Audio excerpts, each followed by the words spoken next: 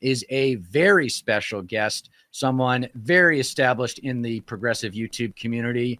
Dun, dun, dun, dun. Yeah. The Soy Pill. What's up, dude? How are you? Hey, I don't know how I feel about that intro. Very established. I've been around for like years, but I just got here. I feel like I feel so honored, but thank you. It's well deserved, honestly. We've only been here for StatPat was familiar with your content before I was, so Right on. you know, we like the longer form, thoughtful stuff. StatPat did a video on Jimmy Dore that Mike Figueredo from the Humanist Report promoted a while back. Nice. And it's something about Jimmy Dore being dumb, right? I'm assuming.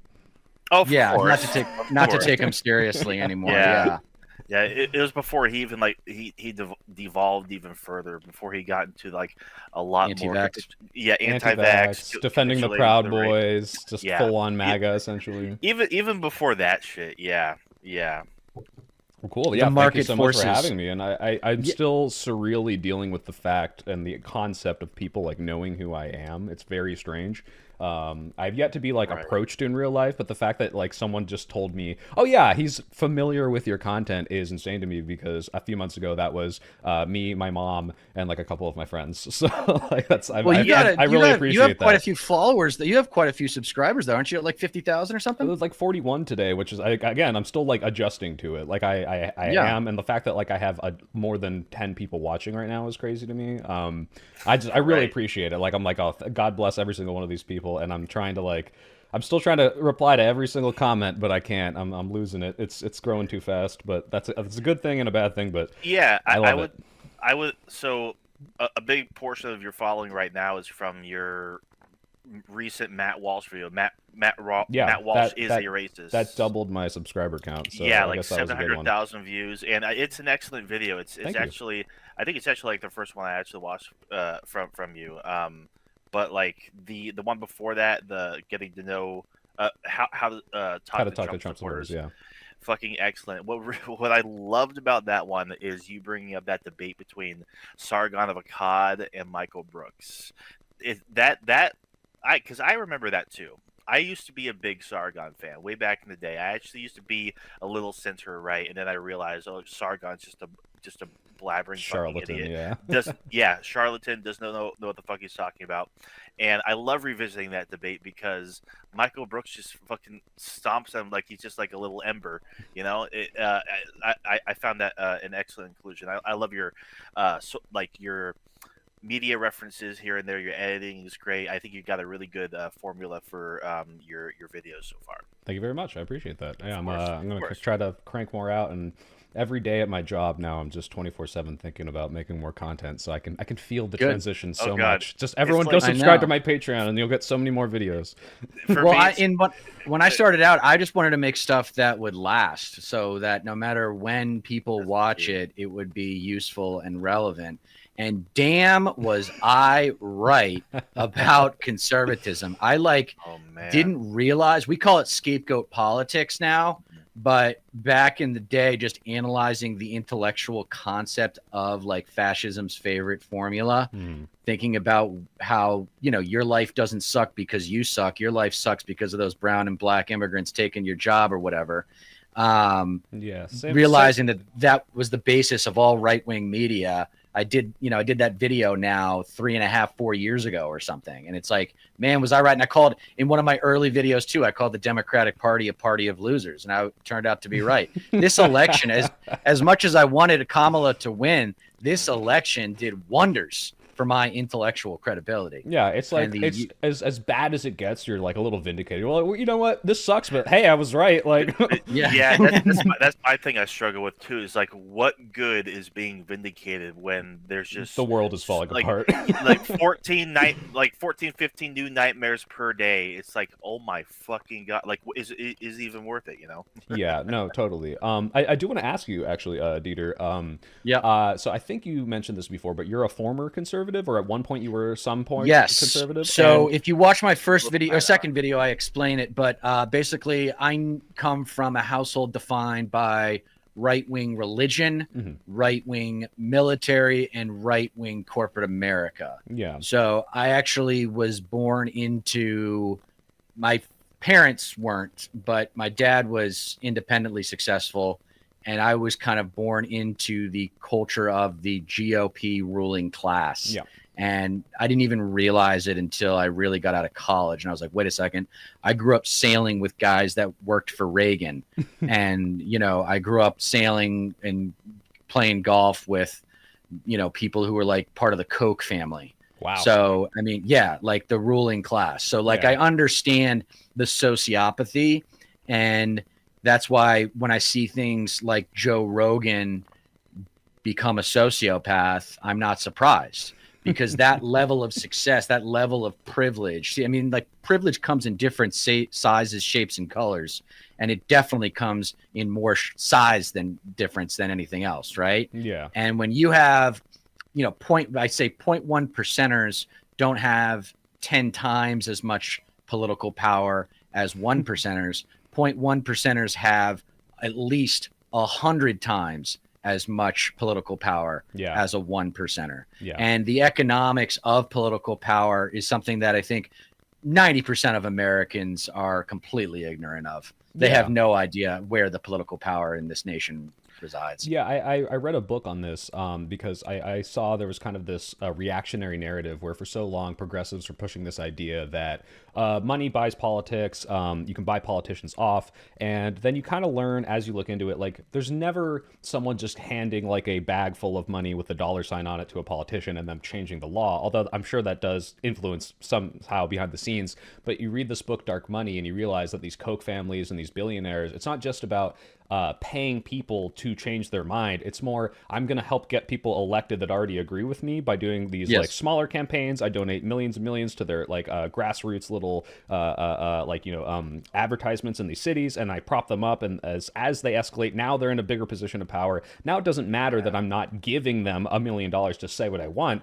They're saying what I want because I want, like, I got them there, and now I can give them money. And it's kind of this like, you know, post hoc thing where I'm paying the people who I know will already support what I want them to support, and it's insane. Yeah, they do have an undue amount of influence. It really is like a self-reinforcing feedback loop, and it's just been like just an incestuous thing for years and years and years, decades at this point.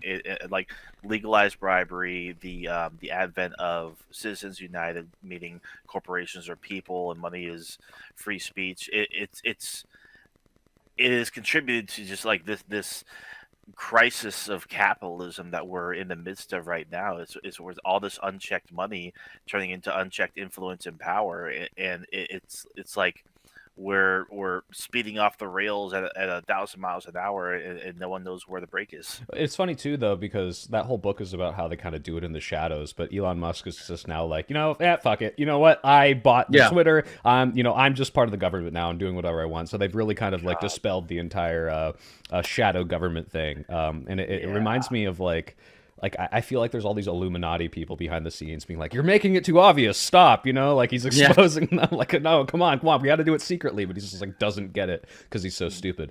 But I was gonna say, Deter, I was curious about the whole like former conservatism thing, because like I don't like to clock people like, you know, physiognomy or whatever the fuck, but like you have the conservative aesthetic, you know, you got the hat, you got the beard, and in your videos you do like the suit, you're very stern and confident, and like, you know, liberals can be all of those things clearly if you're a liberal, progressive, whatever you want to call yourself, but you have the aesthetic of a conservative in the way that like the way they compose themselves. And I think that in the same way I promoted this other channel, Fireside Chats, he is a military personnel, and he has a Georgian I guess that's not the right word, but a southern accent, a Georgian southern accent, and he has that conservative aesthetic, and I think that's really, really helpful right now, even though it is very superficial. Like that's not what you're known for. Hey, aesthetics matter, man. It does matter. And in the same way, like I feel like me working out like helps my aesthetic, because they're like, well, he's not a little soy boy, like he's got some muscles, like he's big, like clearly he knows something, even though that shouldn't matter at all for my opinion. It does. It matters. And I think you watching your videos, and everyone in my chat, like please click the link in the description, go check them out. I think not only are they, you know, well thought out and you make good points, but that aesthetic will be really good in the coming years of trying to bring over the Republican sort of like, I'm not going to listen to anyone who has blue hair kind of narrative and say, well, this guy kind of looks like people that I listen to, and he's saying things that make sense, and yeah, it sucks that that's how we have to win people over, but I think it's really important. But yeah, well, I worked in Hollywood for a while, and I'm a I've been studying media in college, and I'm 40, so I've been in this game, intellectually speaking, really since 92. I remember the Berlin Wall falling in 89. But thank you. I take pride in my aesthetic out of respect for my father, who I disagree with vehemently intellectually, but I respect the A+ job he did on providing. He did not parent that well. And actually, it's something, this is an interesting point. So, you know that show Succession? I've heard of it. I haven't seen it yet. Yeah. Oh, you haven't seen Succession? No spoilers. Oh, I highly recommend everyone see Succession for two reasons. Really good. One is to understand what I was talking about earlier, the sociopathy of the 0.001 percenters, the sociopathy of billionaires. But also, too, and more importantly, what the show is really about is what is it like to be in a family where you get money instead of love? Because that's very rare, especially like limitless money. Right? Yeah. Like they're always like, I've flown on private jets. I've had lobster. Like I've played golf at the best golf courses. Like it's not going to affect me if I ever get a hold of power because I've already had it. Like I'm immune to that shit because you know what I care about now with all this death in our world? I care about what people are going to say about me when I'm gone. Yep. I care about my legacy. Yeah. I want people to say, hey, that white privileged motherfucker who could have gone out into the private sector and probably become a billionaire if he had just studied engineering in corporate America. I mean, I could have gone to Harvard Business School. It would have been so easy. I had a ridiculous job coming out of college. And I was just like, this is what I'm working for. This is what I worked so hard for. I mean, I worked my ass in college. Like, that's one thing I talk about with education. It doesn't matter just where you went to school. It matters like how well you did there or what's been your study regimen since you left school. So, you know, I feel like I have a lot to teach the left about competition and conflict simply because of the way I was raised. Yeah. Because whether you like it or not, conservatives are superior political competitors. Yeah, what's the classic The Simpsons where it's like, you know, Republican convention, we're just plain evil, Democrat convention, we can't govern. Like, you know, it's they're winning. They're winning hard and they know how to win in a lot of different ways, and they don't win every time, but like they have a lot of these their tendrils are stretched out, their connections are there, and they know what they're doing. And yeah, like your whole video on like Kamala's a loser. It's like, yeah, her and the Democratic Party, they really fumbled like very, very hard. And part of it you concede is, you know, the country might not just be ready to accept a woman as a president. There's like a deep-rooted misogyny in this country, but that's absolutely not the only reason. And they made a lot of missteps, and Republicans are getting really good at just consolidating, getting behind their candidate, and smashing him through. Like, and it's working. Well, I forget the politician who said it, but there's a saying from a old school, you know, veteran politician that said, Democrats fall in love, Republicans fall in line. Yeah, literally. They show up, man. And, you know, you get into a larger conversations about voting rights and how it's much more of a pain in the ass to vote in an urban or suburban area, those kinds of variables. But only people who are really politically savvy know about those things. And I'm after definition of terms in kind of a, I don't want to say street way, but it is kind of street. Like, what does a loser really mean? Right? What does that really mean? Because I say in the video, I'm always reluctant to call somebody a loser because I've lost plenty in my life. Everybody has. But I learned from those losses so I could become a better competitor. The word winner is just another word for good competitor, right? Yeah. Like we've got to get into the details of our language so that we can reestablish a culture, so that we can establish for the first time ever a culture of progressive winning. For example, the symbol of the progressive political faction in this country is a peace dove. Nope. No more peace. No more peace doves. We're dark woke now. No, it's like, you know, we talk a little bit about, and I mentioned it on the Deter is Burning episode, where athletes use their anger to produce quality performance. They use their anger to hustle. And lefties, for a variety of reasons, do not deal well with their anger. Maybe they meditate, maybe they exercise, whatever. But for political purposes, they're always like, oh, let's get along. You know, I mean, talk about Kamala's campaign. the theme of her campaign following the convention was bipartisanship. Yeah. People don't want bipartisanship anymore. Yeah. I want the politics of dominance. I want to not just beat the enemy. I want to make them regret showing up for the fight. That's the way I approach competition. I talked about this with JJ McCullough, and it's so true what you're saying, because you look at like when we were polling the best during that campaign, and it wasn't when we got Dick Cheney up on and said, look, we're friends with Republicans, and it wasn't when we talked about how we're going to do the same thing that Trump was going to do, or like, hey, we'll do that too. It was when we were like, hey, look at these weird idiots, and they suck, and we hate them. And like, you can say that that's not built on a platform, because it's not that much. Like, you can attach policies to that rhetoric, but that's what worked. That was playing the Trump game. That's why he does so well, is because he's like, hey, I'm making you all feel good for shitting on the people you don't like. And they tried that for a week. It worked really well, and they said, let's never do that again. And then they kind of just petered out and lost. And I agree. Like, I don't like the idea of dominance in it almost evokes feelings of violence, and I don't want to go there, but there is something to be said about kind of dominating the conversation, humiliating your enemies. And while I don't advocate for that in like the one-on-one conversations where I'm trying to maybe like bring someone over to my side, which I do think is really important, when I'm on the debate stage with a Trump pundit or a someone defending what's happening right now, I absolutely want to make them look stupid. I absolutely want to grind them into the dust and say, like, nothing you say makes any sense. Look how dumb you are, and I'm going to humiliate you. Yeah, because people are watching, and especially Trump supporters, people on the right respond to the politics of humiliation. It's like, well, if my guy looks dumb, I don't want him to be my guy, so I have to be the better guy. Which, again, I regret that is how that works. It should not be. Yeah.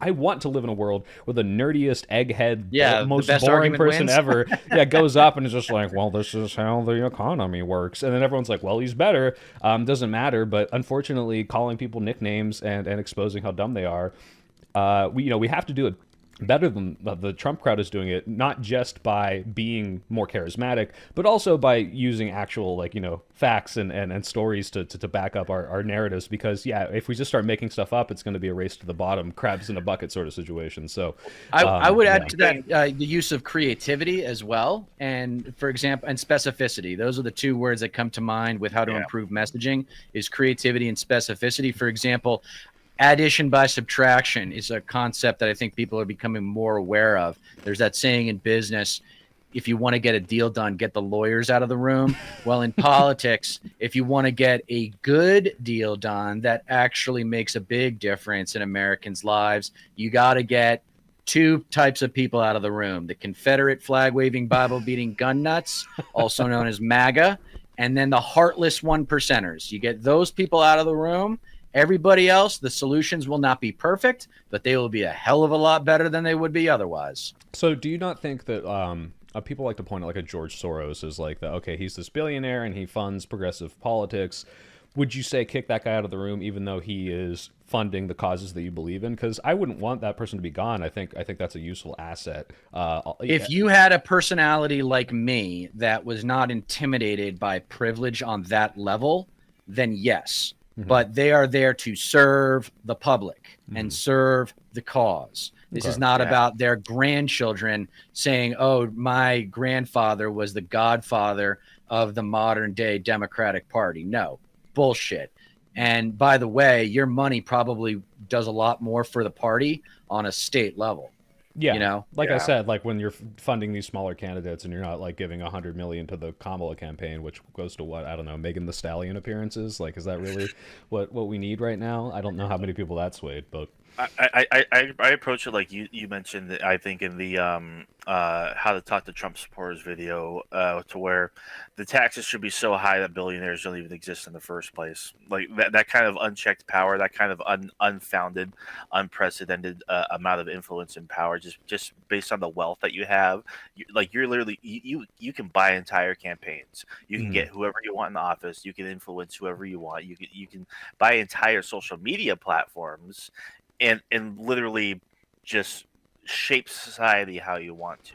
I do want to push back a little bit on that, just because I don't necessarily disagree with the fact that I don't think we shouldn't be at the whims of these people's goodwill or bad will. I don't want, like, it's great that Bill Gates does all this great stuff with his money. It's great that George Soros donates to causes that I believe in. But at the same time, you got Elon on the other side, and it's like, yeah, you're right. We shouldn't have this scenario where I have to just pray and hope that the person with that much money is going to make the right decision. But when you say that they can kind of just elect anyone they want, I would say that you look at this election, and there are billionaires on both sides of this equation. And yes, there is an undue amount of power that I want checked, but you can't just buy the presidency. There's a lot of factors going in, and so I don't like when it. Well, they outraised her 3-1.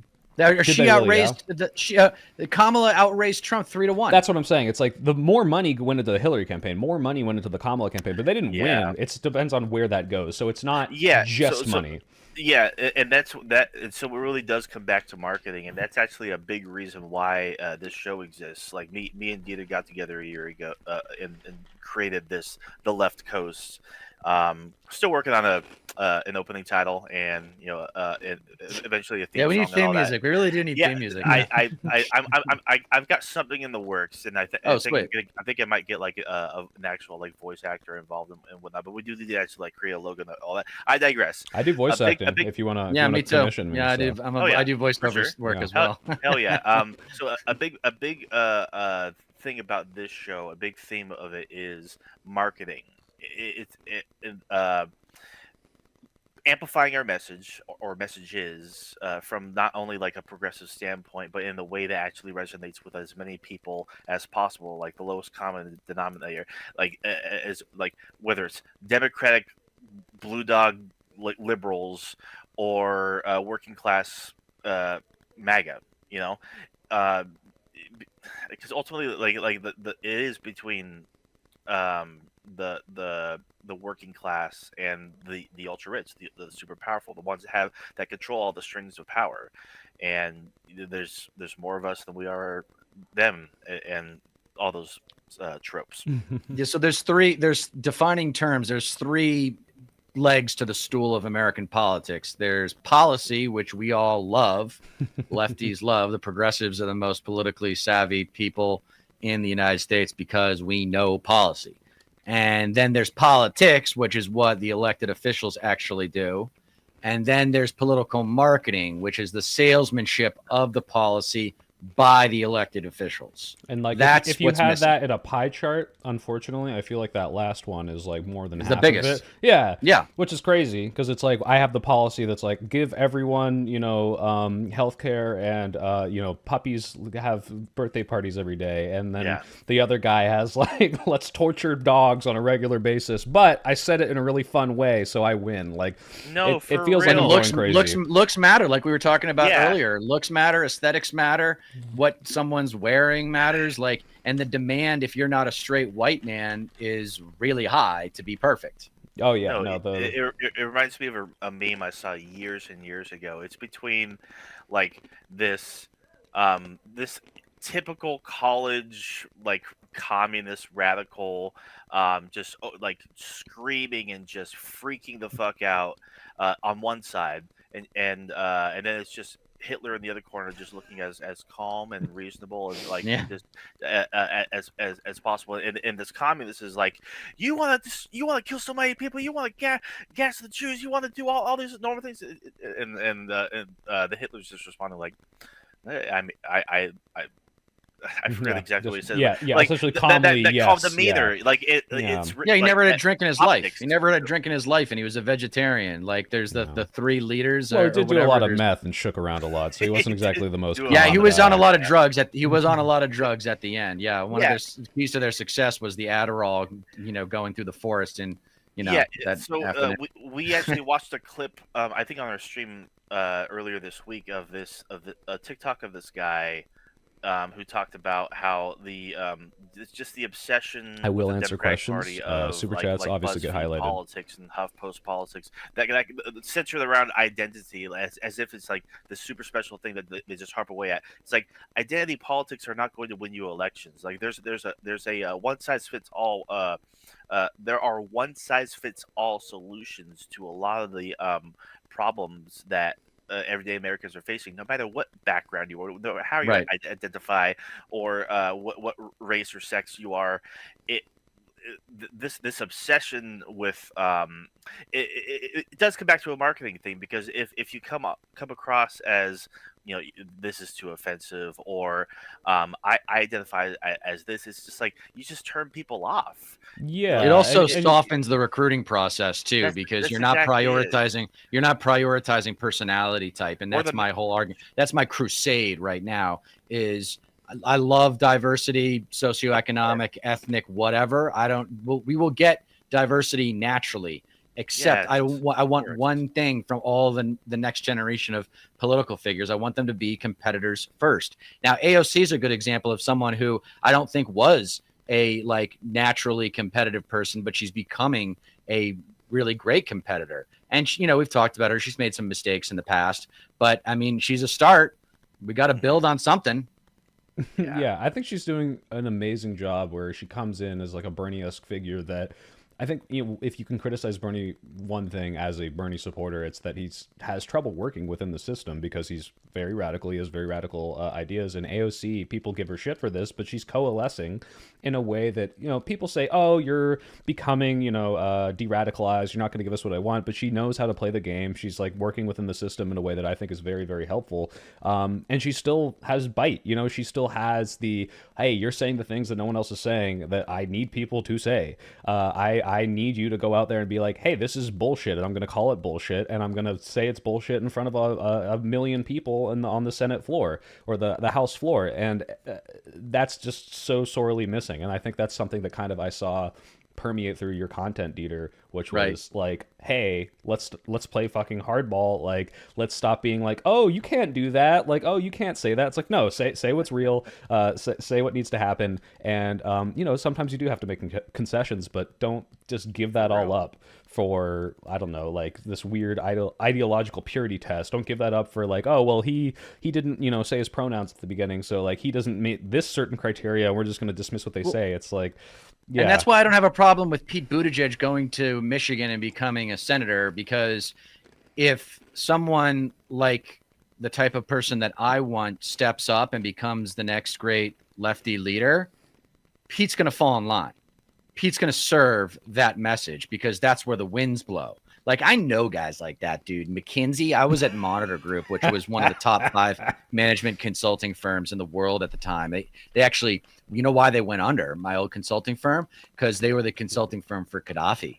Oh my and then God. when like Gaddafi, the head of Libya, Gaddafi? Yeah. Mm-hmm. They were the prime.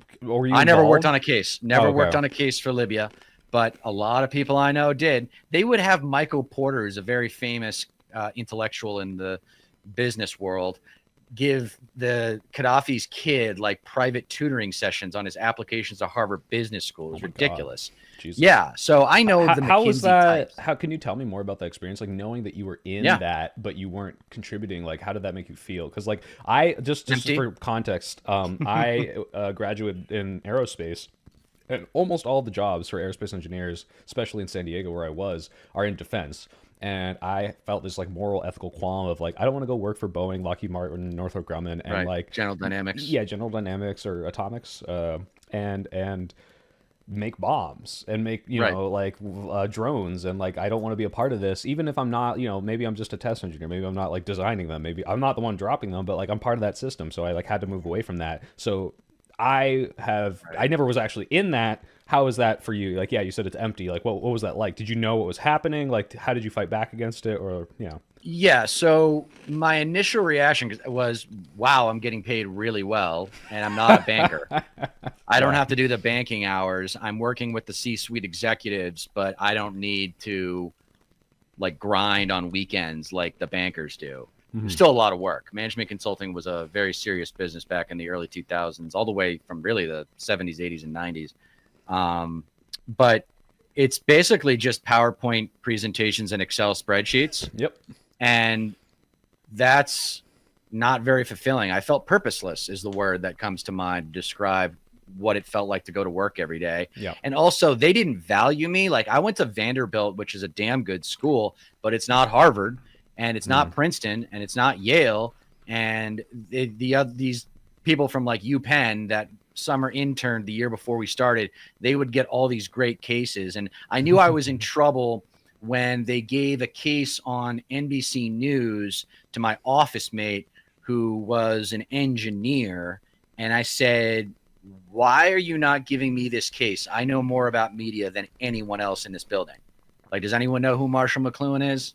I mean, no. So then once they did that, about probably 3 months after that, I quit. I just said, you guys suck. And it's also very conflict avoidant, and I enjoy conflict because of the way I was, because of the house that I was raised in. It was just, there was a lot of yelling, and it was, you know, it was defined by competition. I talk about competition. I know as much as I do about competition, not because I'm such an amazing competitor.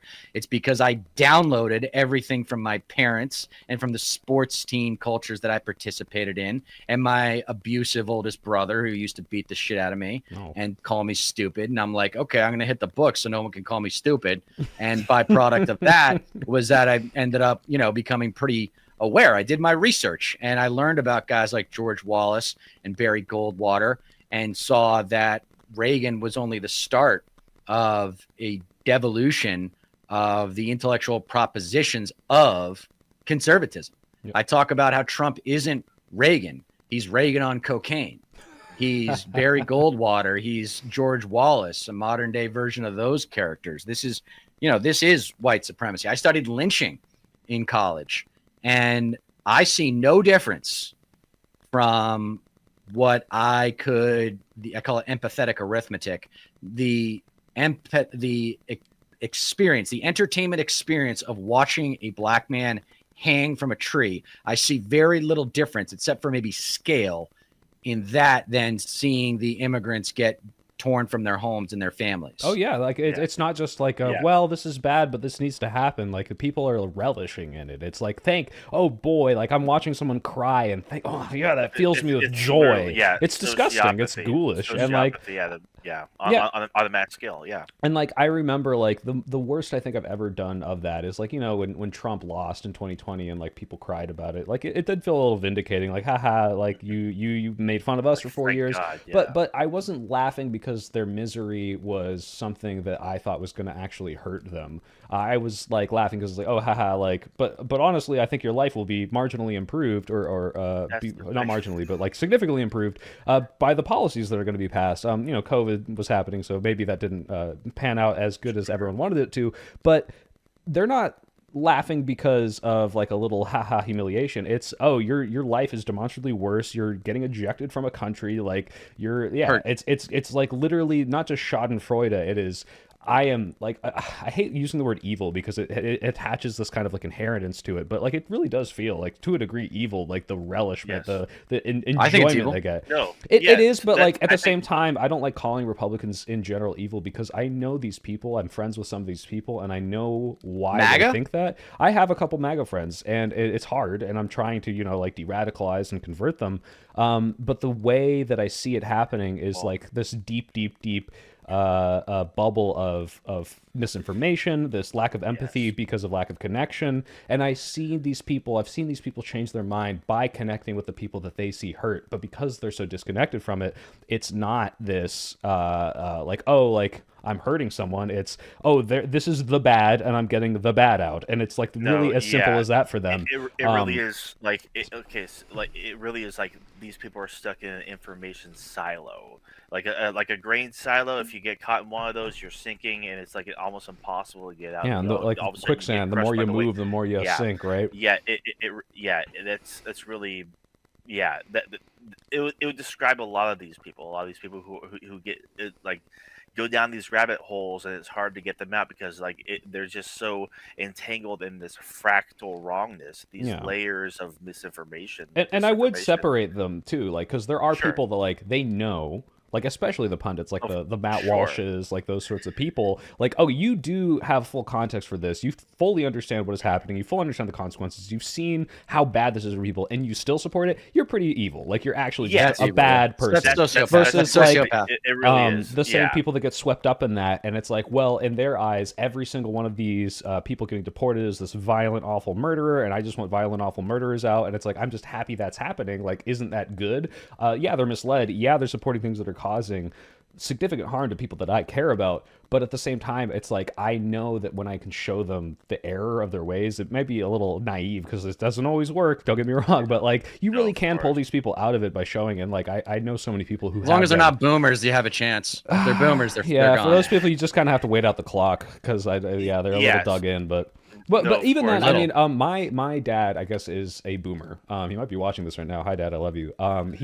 He grew up a Reagan voter, like a 2-time Reagan voter, and he was like deep in the like Republican rhetoric, and he is now like the libest lib, like he's like a resistance lib, and that was not due to like an education thing.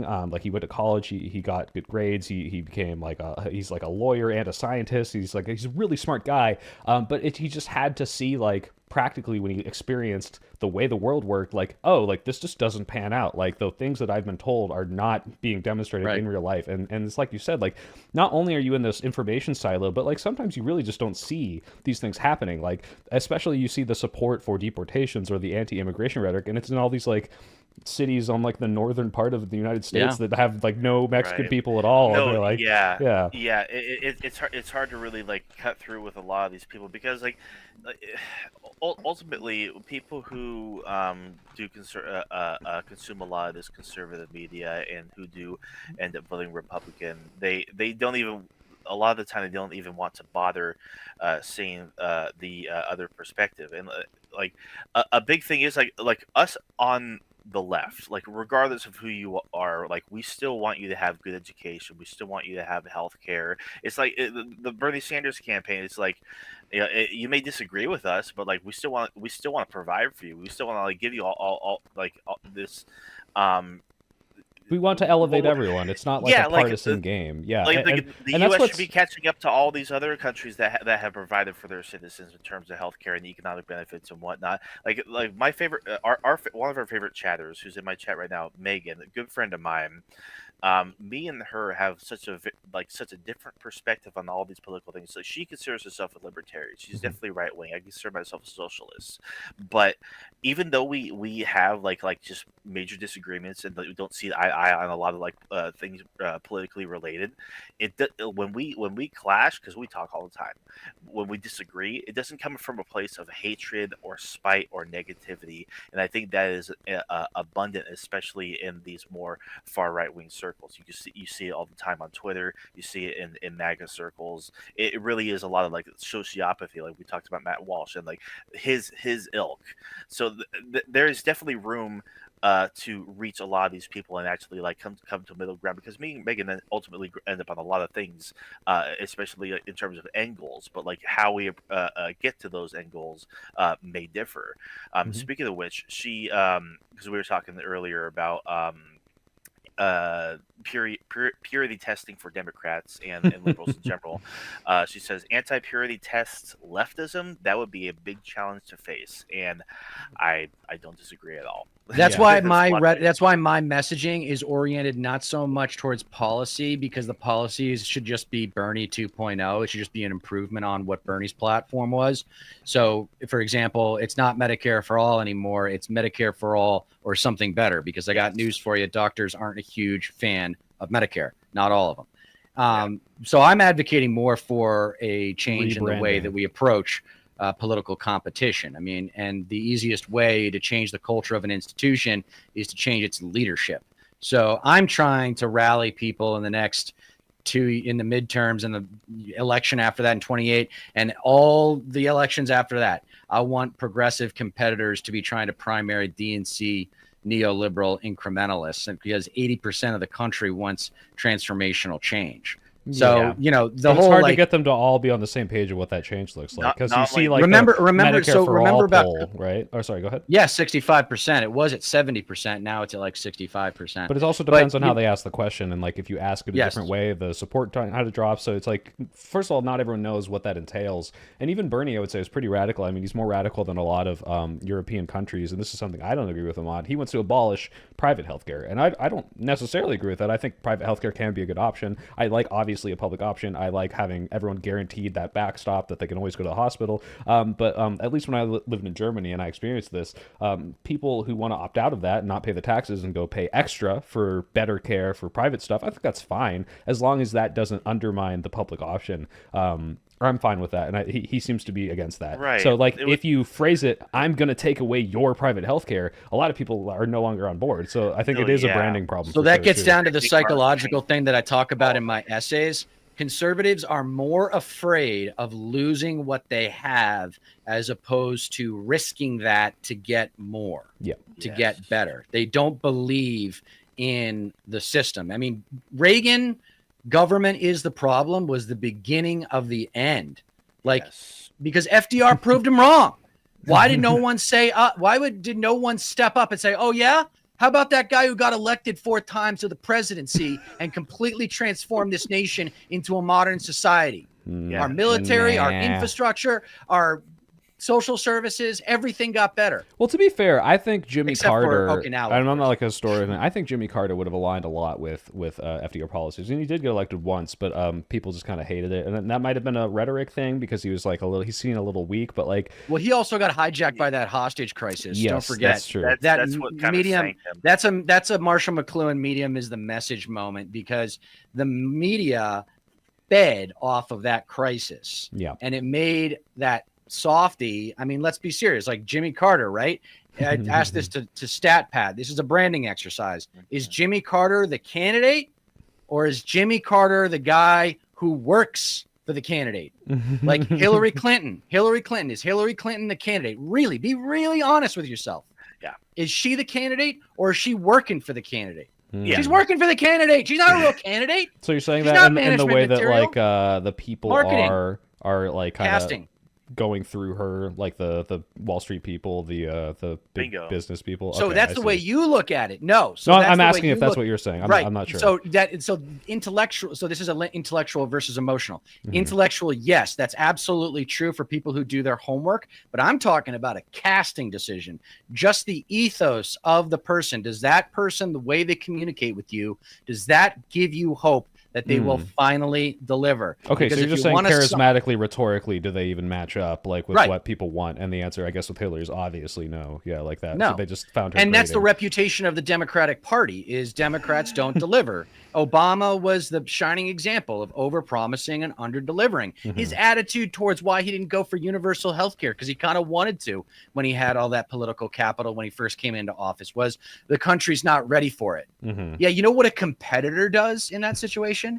He makes the country ready for it. Yeah. Well, he might not have makes wanted the it, to country. be fair. I mean, he did do Obamacare, which was a step in the right direction for sure. But Yeah, did but not go Lieberman nearly far. castrated it. Yeah, we got it castrated. And it's funny too because it was a kind of a mimicking of the Mitt Romney plan, which was a Republican Yes, idea. Romney care from out of It was really Massachusetts. from Yeah, the but- Heritage Foundation. Well, which yeah. really Yes. does prove that. I mean, you look at like the comparison between support for Obamacare versus support for Affordable Care Act, and how many more people will start supporting it once you don't call it Obama. It really is just a vibes-based, like, naming thing. I want to float this idea. So one of my chatters said this, not just now, but recently, and it's stupid, but it's so funny. He said we should rename clean energy to white power to get the right wingers on board.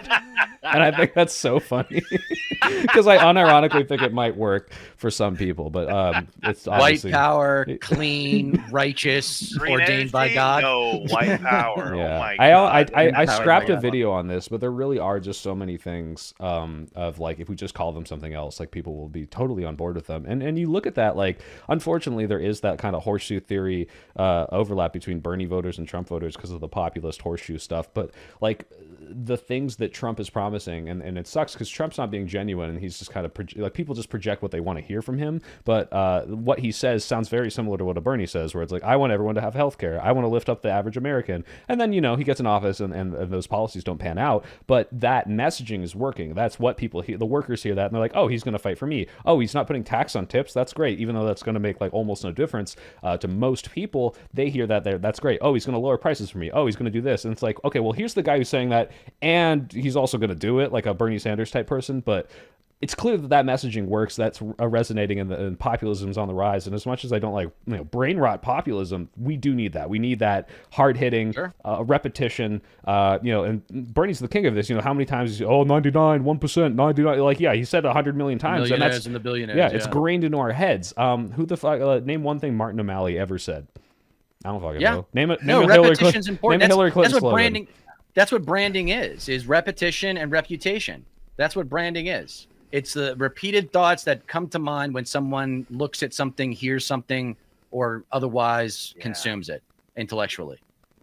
And then it becomes emotional. So can you then, just to refocus this, can you tell me what your goal is, like with your channel? Like what I'm trying to do is like, obviously I'm just making stuff I find entertaining in some part, but like after seeing what's been happening in the past 4 weeks, I've been very, very motivated to make more stuff, pushing back on that. Like I do try to have that rhetoric of like, hey, I'm a little more reasonable, I'm not going crazy, and I'm trying to pull you back onto the left side of things, but I still am feeling a little lost on how to politically actually help. I can donate to a charity, I can donate to a campaign, maybe I'll go door knock during an election. What is your like concrete like goal forward with your content, and maybe how you're planning on changing local politics, bigger politics? So my theory is that it's not the ideas that it's the problem, it's the people. And we need new people in the DNC. I do still have hope. There's a lot of doomerism on the left about the DNC. I get it, but they haven't met me yet, and they haven't seen what an aggressive progressive is capable of. I think because of that sounds like a wrestler nickname, the aggressive progressive. It's actually Jimmy Dore had a show on TYT called that. But I don't like it as much, otherwise I would have used it. I originally called my second episode the aggressive progressive, but then once I found that out, I changed it. Right. Fuck them.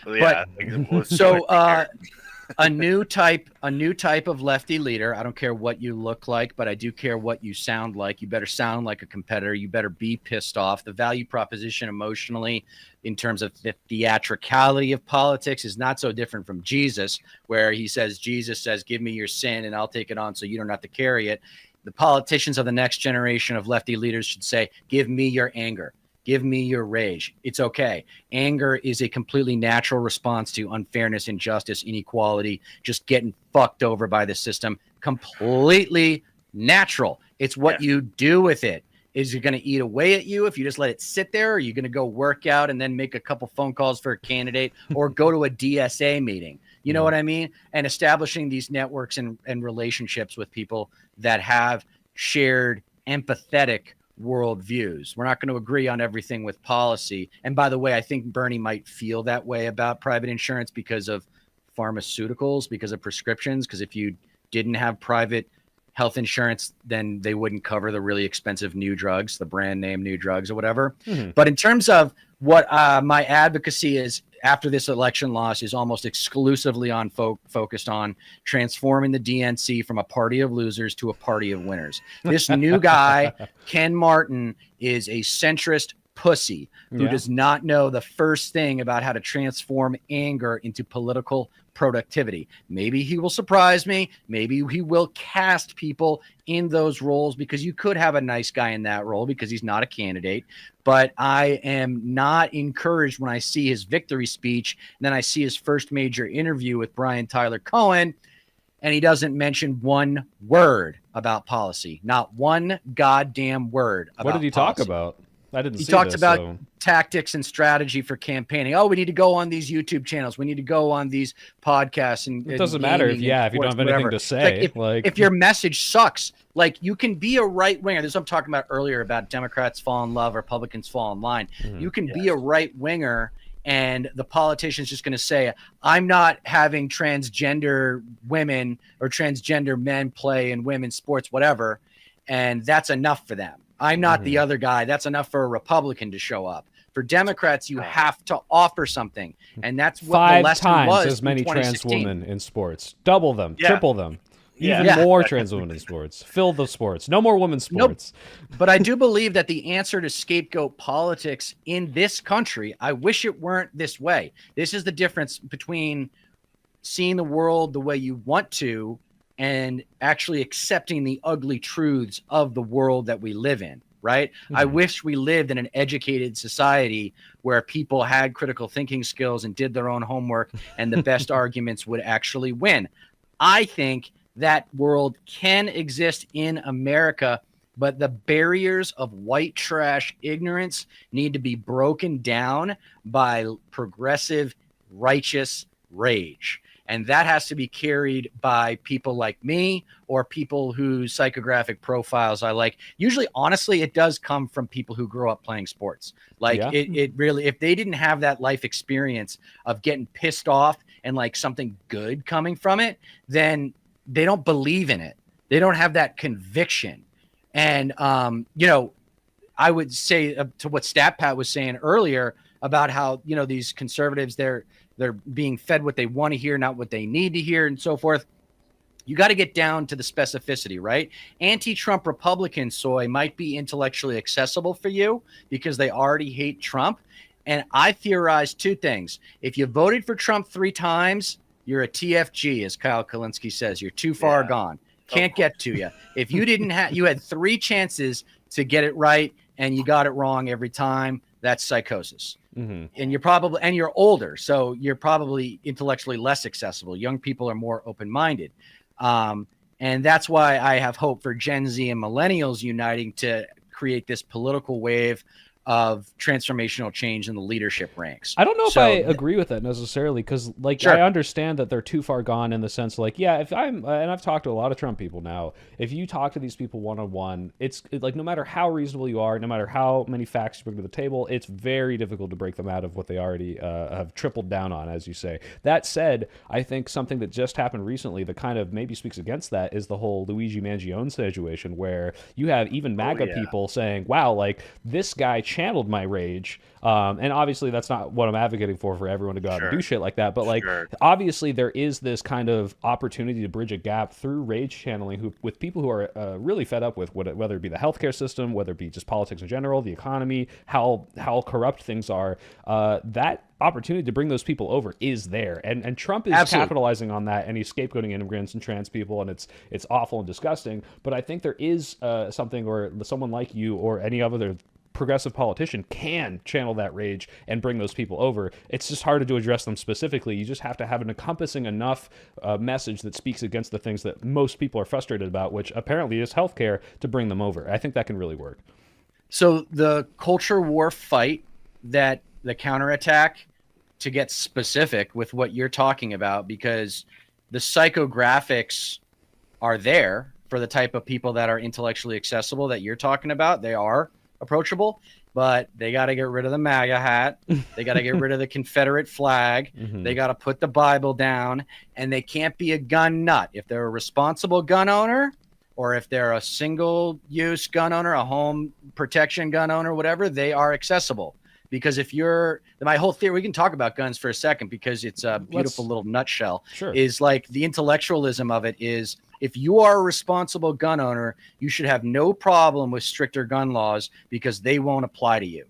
For the most part, they're for the psychos. Say. Yeah. And if you're a responsible gun owner, that maybe not at your local gun range, maybe not in your neighborhood, maybe not even in your county, there might not be a psycho gun nut that wants to go shoot up a school, but it's just a matter of time before it happens again. It's one bad day sort of situation, and that's why, but I think the Democrats are poisoned for gun rhetoric because some of them don't know what they're talking about, and they don't know enough to be able to advocate for common sense, which is a misnomer. There are lots of common sense policies that could be advocated for that I support that Democrats aren't going to support because they don't understand how they work. They aren't gun owners themselves most of the time. But yeah, when people are like, hey, we're gonna say you have to lock your gun up at home in a gun safe, I'm like, okay, well, whatever, I don't mind, that's fine, I'll do that. And people freak out about that, this is draconian, this is a violation of the Second Amendment. It's what, to to just keep it out of reach of your children, like to make sure accidents don't happen, like that's draconian. But I mean, and people, the gun nut, when you say nut, I think that evokes, I think someone can have 20, 30, 40 firearms and not be a gun nut. A gun nut is someone who's like so staunchly pro Second Amendment that even the smallest infraction on the fact that they can go to Walmart and buy a shopping cart full of shotguns is somehow the most evil, tyrannical thing ever, when with even all of the things in California that I don't like. I mean, they have like background checks on ammo. I don't like the 10-round magazine stuff, but like whatever, like I still have firearms and they're still fun and I can still do everything I want them to. And even the people who are like, if the government comes after me, like you'll still have a gun. You can still have it. You just maybe have to wait a couple days more. And I think it's insane that like that can't somehow be like that can't, what do I want to say? It doesn't permeate through the Democratic messaging because they just like, let's ban everything. And it's like, all right, like, well, that's how it comes across. I mean, that's how it comes across. But Kamala was talking about how she owns a Glock, and like, I mean, you know what I mean? It's like there's definitely like there's plenty of like there's plenty of rhetoric coming from the Democrats trying to appeal to Republicans, and it was just there's an abundance of it, and it just didn't pay off at all. Like whether it was about gun rights or the border, just fear mongering about immigration, like just try to be original about these things. Like try to meet people where they are instead of trying to like copy the Republicans, because they're not going to vote for you if you're just like going to be like Republican light. They're just going to vote for the fucking real thing. Yeah, and you look at the opportunities that I think Democrats have. It's hard for me to say they squandered them because Republicans stonewall so much. But a Sandy Hook happens, a Uvalde happens, and like everyone watches the footage from these, and it's like, this is unacceptable. This should never happen. How do we stop this? And the Democrat is like, ban every AR-15, and it's like, okay, well then they just get a different kind of firearm, or then they do it some other way. Like in my head, I'm like, there's no real difference between the way that gun functions and any other gun that you could do the same thing with functions. That's not a message that resonates with anyone but people who don't know anything about firearms. So all the people that you could win over from the Republican side who are really mad at what's happening, they're mad at the police response, they're mad that like this person was able to get a gun, they're not going to come over because it's like, well, you don't know what you're talking about. And I think that is them kind of fumbling. That said, even though they try to pass better background checks, Republicans are just gonna be like, no, nothing is okay, we're going to stop it. Like the fact that you even tried to suggest anything after all these 12-year-olds got shot, you're an evil person, you're trying to take away my guns. So it's not their fault, but I think there's a lot of missed opportunity there for sure. Especially, I got a creative solution to the gun problem that I can't get into for details, but it involves the local police force having a relationship with the gun owner and actually like getting free ammunition. They go in once a year. I'm putting myself in the schizo shoes, and I'm already like, you want them to know? No, but there's an incentive. There's an incentive to do it. There's motivation. There's a selling point that I won't get into, but they love cops. For a lot of those guys love cops. They might not love the government. It's funny how they hate the government, but they love our military and they love the uniforms for sure. Because it's like, oh, I love the cops. I love the law and support. And by the way, if any of them knocked on my door and tried to confiscate my gun, you would, I'd go out guns a-blazing or whatever. So it's this weird kind of clashing thing where they hate authority, but also that's part of the that's force it. Yeah, like fucking the boys in blue, the military is just like an arm of the state. So it's like, do you support? Are you? But it's even simpler than that. It's or what? It's even simpler than that. Just go to superficial reasoning, because that's what conservatism is. It's, if you've watched one of my earlier episodes, it's the three false gods. It's a Deter trichotomy. The three false gods of conservative citizenry: the framers and the Constitution. Anything having to do with the framers and Constitution might as well be the word of God to these people. Yeah. And then the unregulated free market, unless it's the 14th Amendment, right? Then there's the unregulated free market. They think all regulations are stupid or just in the way. Mm-hmm. And then there's the uniform. Like you're talking about the uniform. Anybody in a uniform to them is like a god. And this is where I'm talking about with like separate targeting, right? I talk in the Kamala. What are we going to learn from this election loss? Because winners don't just win all the time. They learn from their losses. So one of the things I think we need to learn is targeting. Who do we actually go after? And I think anybody that is willing to get rid of the MAGA paraphernalia, doesn't think that the Confederate flag is an American symbol because it's an anti-American symbol. Literally, yeah. Doesn't take all of their existential information out of the New Testament or the Bible in general. They can actually express their views in secular language.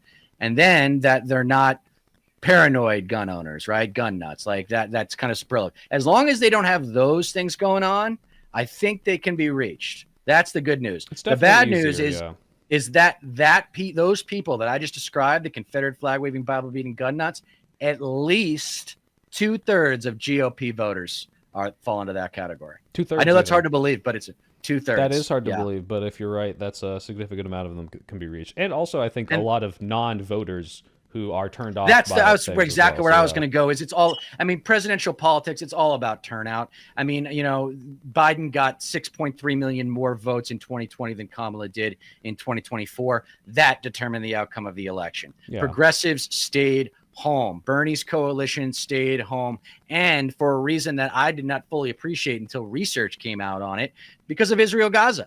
Now, I got some good news for you, because crisis is a opportunity, among other things.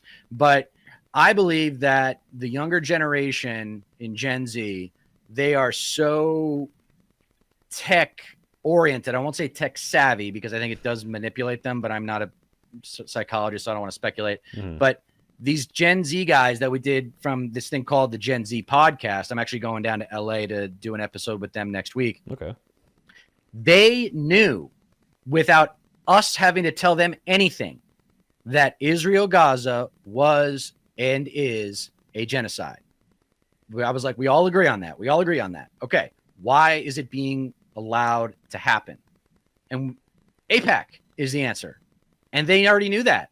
And I was like, please tell me your generation is doing its homework like this. Please tell me that this is contagious. Because if we could just get AIPAC, or all the PACs, but I pick AIPAC because it's the biggest one on the left, out of the equation, then maybe we could get some people who aren't corporate owned. So this might be is going to be me being ignorant on this. So like I'm aware of AIPAC. I'm aware of how AIPAC funds a lot of our politicians. Yes. But again, this is one of those, like, does AIPAC change their votes to not do something, or does AIPAC support the people that support what AIPAC wants, which is a good relationship with Israel? This is something like I can't like hard disagree with you, because I really don't understand this. But well, if you go to Open Secrets, so if you go to Open Secrets and just scroll through AIPAC contributions to Democratic Party politicians, you're going to see like 1.5 million, 1.7 million for Jeffries. You're going to see a similar number for Chuck Schumer. You're going to see enormous amounts of money. AIPAC is so powerful. They're the second largest PAC behind the NRA. They're so powerful that they have at least one, usually two, individual people who have full-time jobs just taking care of a congressman or senator. What do you mean? That's all they do. Like they're like liaison. Yeah. Do you need anything? Yeah. Oh yeah. Yeah. Do you need anything? What do you need? What can I do for you? Can I, your kids need a favor? Was it like Lindsey Graham or someone like that said like, oh yeah, everybody has an AIPAC guy. Right. They have a babysitter. And so their agenda is to preserve Israel first. That's their first priority. Nothing wrong with that. Fine. Okay. Israel has a right to exist. No problem with that. But then it gets into a place of Israel is where the chosen people live, and they have a right to do whatever the hell they want, like commit genocide. I mean, Kamala never came close to calling Israel-Gaza a genocide. No one really has, except for, I mean, Bernie just approved the weapon sales, didn't he? He just voted to send weapons to Israel or something like that. I have to double check that. But no, AIPAC, its size makes it the most relevant PAC to criticize. And obviously the hypocrisy with them encouraging or discouraging politicians from acknowledging that Israel-Gaza is a genocide. So to answer your question, AIPAC is to serve the interests of elite Zionists in America. And I believe that those elite Zionists run the Democratic Party. I think it's so powerful that they run the whole goddamn party. I'm going to offer pushback, and it's not like substantive. Yes. I hope. Please tell me I'm wrong. Here's the thing. So this seems contradictory to most of what you were saying before. Not that any of what you just said. I can't verify. I don't know much about AIPAC. I don't look into the Israel-Gaza issue that much, and people have asked me my like really strong opinion on it, and it is so, it's not like when I see what's happening, when I see people being bombed, I'm like, this is terrible. I think there should probably be a better way to do this. I don't know what the solution is. And it seems like I've heard arguments on both sides, and I'm not trying to both sides it, because there's a very clear power imbalance, and people are suffering on one side of this much, much more. That said, I'm just so disconnected from it, and it's not, I don't think most people care. I know the progressive young wings are seeing this shoved into their feed. And I care that it's happening. I care that they're suffering. But insofar as like you tell me that there is a famine in Yemen or a civil war in South Sudan, I'm so outside of the realm of, I want to help this. Yes, I don't want U.S. aid to be dismantled, so we can't give humanitarian aid to these places. But when you say like this is my number one issue, the poll I saw said it was not a big issue for why people didn't vote for Kamala. I know it mattered to a lot. I know a lot of progressives. Yeah, exactly. Yeah, right. There was research that suggested like millions of Bernie coalition voters didn't show up because they wouldn't support genocide. Sure. I thought that I think you're right to an extent, because I actually thought what you thought for a long time until this new research came out, because I thought Cold War politics was over. Like foreign policy isn't what drives voters as much as it used to be, as like when we were kids and our parents' generation, because we used to have the Cold War, which actually would motivate our politicians to work together, because as much as the Democrats and Tip O'Neill and Reagan might hate each other, they still are going to work together so we beat the Ruskies, right? Because we hate them more. Yeah. So I think you're right in that the care factor is not as strong with large swaths of voters. But in terms of the left and the progressive left, who are really disappointed with the Democratic Party, who are basically saying that it's never going to save us, it's never going to be the party that we want it to be, who are checking out and looking for labor to do something big outside the realm of politics, but still has a political effect. They didn't show up. It was a big issue for them. And I'm not saying it's a non-zero amount of people who clearly, like, don't get me wrong, I'm in the Bay Area. I know these people who are, I mean, first of all, it's not as important in California, but there's fair enough amount of people who just didn't show up or didn't want to vote for her. That definitely, at least those people contributed to her number not being as big. But my issue is, first of all, I mean, again, I don't know this very well, but like AIPAC obviously has influence, obviously have a lot of money. I'm not sure to the extent to which they're making people change their policy to not say that it's a genocide, to not stop it, to not do an arms embargo. And while I can say that I think there should be more pressure, and if Joe Biden's going to be like, well, this is my red line like 100 times and let them cross that and clearly put zero pressure on, like that's stupid. You need to have some sort of hard stance, and clearly he didn't. But then you look and say, well, okay, that's bad, and you don't like that, and you want to advocate for the change, and then you don't show up, and then Trump gets elected, and now he's saying, let's evict 2 million people. Let's literally ethnically cleanse them. Yeah. And it's like, okay, why am I supposed to get so mad about AIPAC's potential softening of how the Democrats are doing this when I'm fighting against the people that want to do everything you're accusing them of 1,000 times worse? It's hard for me to be like the fact that we're even talking about this within like 10 minutes of our conversation, where before it seemed like, hey, we really need to focus on the rallying cry. The fact that this issue, one, does not affect most Americans, and two, a distraction. Yeah. I don't think it's I don't think it's not important. I think it needs to be talked about. This is clear. Like thousands of people are dying. People have relatives there. People are there who came here. Like this isn't irrelevant. But I think this is something that like doesn't unite people because like I said, like I'm not a centrist. I am a progressive person. But when I hear this, like I should do more reading. I've read a few books on it, and like I still don't fully understand like what should be done. I don't know prescriptively what needs to happen. Yeah, that's a good question. I don't either. I admit I don't know either. The two-state solution doesn't sound like it's going to work. Here's an easy thing for me to say. I think we should stop bombing innocent people, and that's a very that's almost like a cop out, because it's like, okay, but what do you want to do, right? So like, okay, say your neighboring country comes and they steal a bunch of hostages and they kill a bunch of people, and it's like, okay, do you retaliate? How do you retaliate? What's the best way to do that? I have no clue, and that doesn't mean that I'm okay with how they've done that. I think it's actually probably pretty disgusting how many people have died. It reminds me of all the collateral damage from the Iraq War, but already the fact that you can obfuscate that one way or the other, and there are good arguments on both sides of like, well, here's how we do this, and here's what would happen if we tried it this way, and like you can get into the nitty gritty, versus like, hey, people are dying because they don't have healthcare over here. I don't think that's the message that's going to unite people, and I think going after AIPAC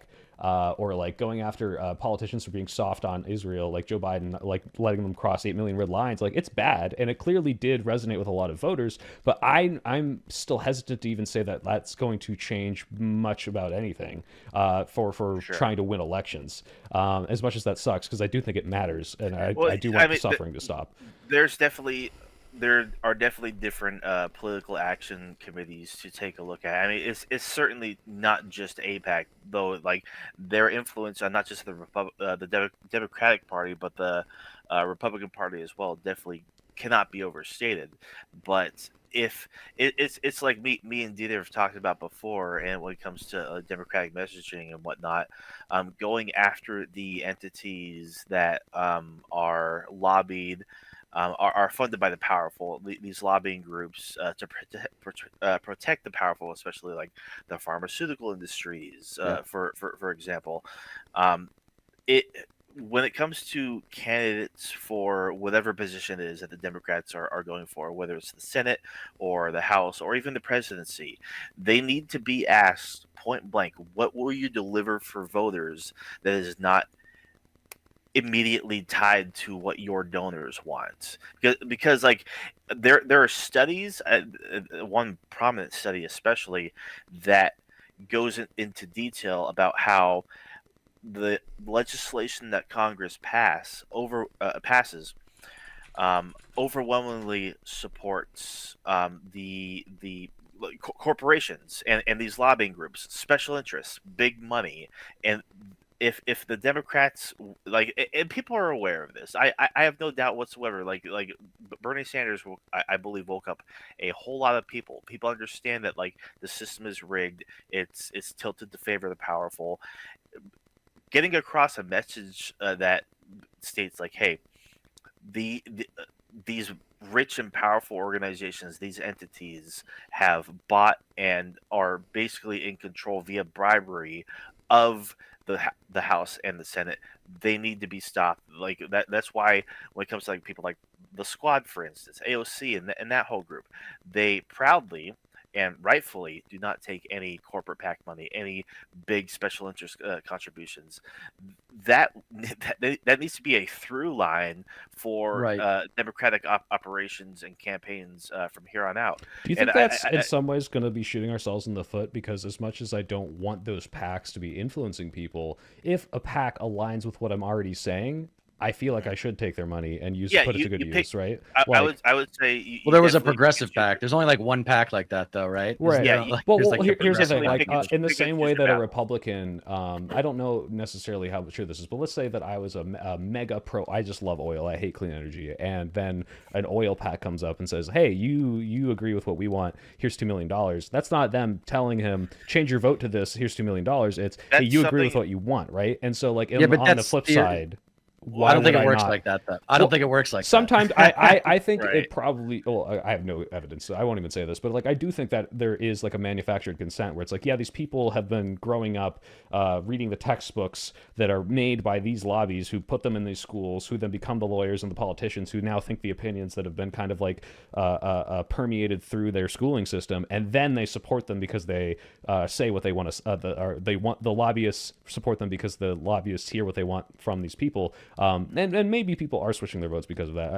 I don't know how easy it is to prove, but it doesn't matter because they're doing it either in line. Hold on one second, Stapat. In line with what Stapat was just saying, though, there's two sides to this that you're making good points about. You know, is AIPAC really as powerful as I claim they are? Maybe, maybe not.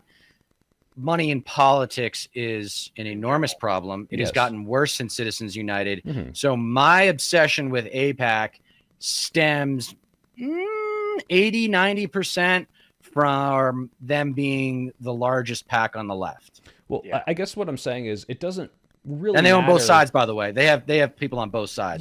No, I've seen that. Should be sure. illegal. What I'm saying is it doesn't matter if the person is only doing it because of the money or the money's coming because that person's doing what those people with money want them to do. Either way, they're doing it. And if the determining factor is that money, as if but for that money they would not have that position, then that's where I'm like, okay, we need to cut this off.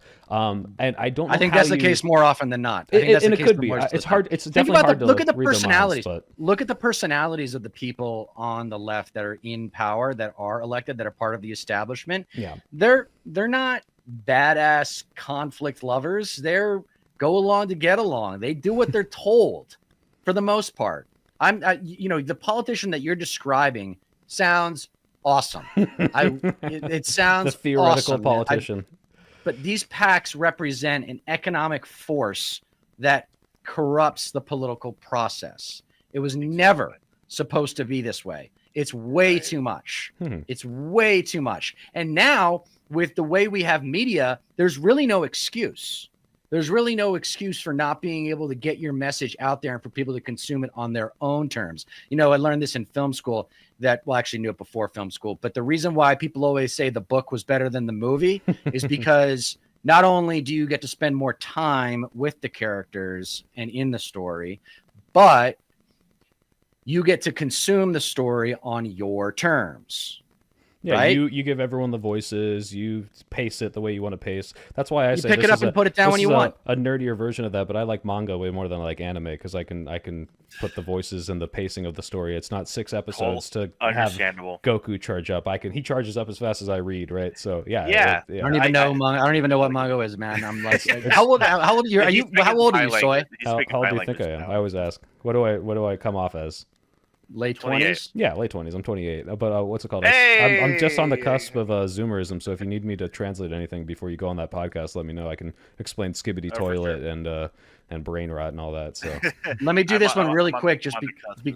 Let me do this one really quick. This is from Latino Mifune. I don't know. Is that Mifune?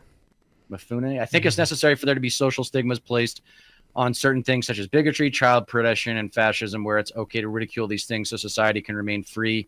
I mean, yeah, like Absolutely. We did that after civil rights with the KKK, right? Like you saw someone wearing a robe and it was no longer, it was never really acceptable. But the point is that social stigmas exist for a reason. It can be productive. The issue for that is I don't think the stigma's really gone away as much as people kind of forgot why we needed them because we became a more equitable society. And then I think you've seen this on the rise in the past 10 years. You call someone a racist and then that kind of the buck stops there. But you need to you shouldn't have to, but you need to explain why that's bad. Even though obviously it's bad to treat people differently because of their race. So many people it became just this thing. It's like, oh, you're racist, and now I can write off everything you say. Unfortunately, because of fascism and racism and bigotry on the rise, and these people are educating themselves in this, bullshit science, reading some Charles Murray book or some bell curve thing.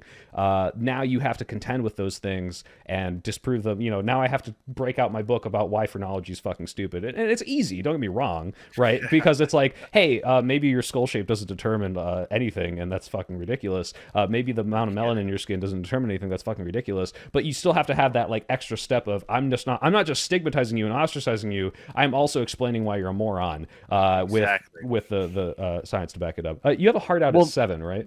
Yeah, it's fine. I can go a little bit later. Do you mind if I have 2 or 3 super chats? Do you mind if I read them? I think they might. Yeah, go ahead. Okay, let me just scroll through. Well, I've got $2 from Cody Moon. Okay, well this is not pertinent. They said, "Where's the hat?" They want me to put this hat on. Give me a sec. Oh boy, nice. There's the hat. All right. Cody always gives me money to put the hat on. I don't know why. But $5 from Focus says, will the Democratic Party support reparations for foundational Black Americans? I don't know what a foundational Black American is, but what are your guys' thoughts? Probably on that? A descendant of slaves is probably what he means. Right. Like if you can prove that you descended from slaves, then you're entitled to benefits. That's definitely difficult to navigate, I suppose you can say, because I think we should just get affirmative action back, and that's a start, right? And then maybe we can work on reparations after that. But I think as much as it sucks, it's just not very popular, and I think there's very good cases for reparations. Unfortunately, I don't think a lot of people are on board because they see it as unfair, even though you know what is unfair? 400 years of oppression and slavery. But regardless, if we do programs like social programs, welfares, things that uplift people in poverty, I think even though that's not a direct direct reparation to the people that were directly affected. These, I guess, FBA is the acronym. Those things are going to help more people. They're going to be more popular, and it's going to help society in a way that reparations might not be addressing specifically. And I think, yeah, you just kind of have to cast a wider net if you want to get more people on board, unfortunately, even if it might be a good idea. But that's just my take on it. I'm also not educated on how you would do reparations. So maybe there's a yeah, neither am I. I'm embarrassed to say that neither am I. And I just think you're 3 steps ahead with reparations. You got to get affirmative action back at least. And then you got to de-racist the police system, the criminal justice system.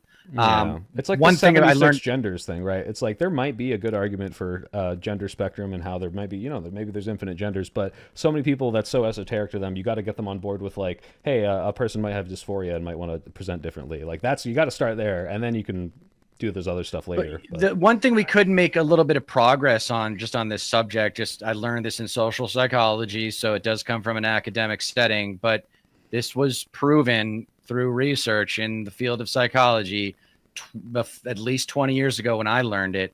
We're all at least a little bit racist. We all are at least a little bit sexist. Yeah, we're all at everyone's least got a little some biases, bit homophobic. But the like problem I grew up, what do you do with I that, grew up right? I grew up being taught that like homosexuality is a sin, right? And it's against God's will, and there's something wrong with you. Like you're like an alcoholic if you're gay. You just have, there's something wrong in the chemicals in your brain. See, that's the argument. And as much as I hate it, I hate when people are like, oh, all the homophobes are closeted homosexuals. But when you say it's like this tempting sin, it's like, what do you mean? Like, are you saying what do you mean it's tempting? Temptation, like what do you mean it's like alcohol? What do you mean it's like drugs? Like it sounds like you do actually have some closeted notions. But everyone's got a little bit of something. But the problem is, and I talked about this in my video, where like these DEI leaders will be like, everyone is complicit in white supremacy, and it's like, what you mean by that is what you're saying, like everyone's got like some racist tendencies, the bias is shifted against black people or against minorities in this country, white people are favored, white people have beauty standards, like that's what you mean by white supremacy. But you know, 99% of people hear that and they're like, what do you mean I'm complicit in what the KKK or the Nazis do? Like, now you're guilting me.